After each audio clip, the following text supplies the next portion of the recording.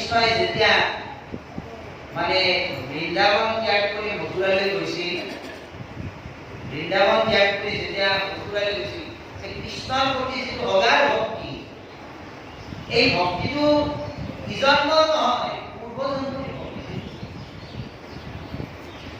পূৰ্বজন্মৰ পৰা এই ভক্তিটো আহি আছে, এই সংস্কাৰটো পূৰ্বজন্মৰ পৰাই। আজি যে আপোনালোকে এই স্থানতে ভাগৱত শুনিছে, এই যে আমি যে নাম কীৰ্তন কৰিছো, আপোনালোকে ভাগৱত শুনিছে বা নাম কীৰ্তন বা ঈশ্বৰৰ নাম যে লৈছে, এয়া ইজন্মৰ সংস্কাৰ নহয়, এয়া পূৰ্বজন্মৰ সংস্কাৰ। আৰু পূৰ্বজন্মৰ সংস্কাৰ থাকিলে আমি ভকতৰ ৰূপ পাম।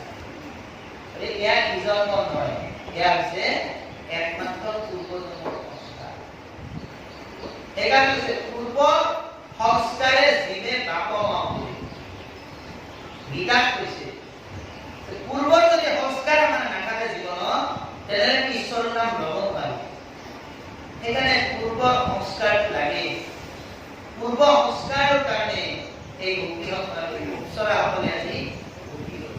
আৰু যেতিয়া বৃন্দাবন ত্যাগ কৰি মথুৰালৈ গৈছিল, তেতিয়া ভক্তিসকলে গাইছিল গোপী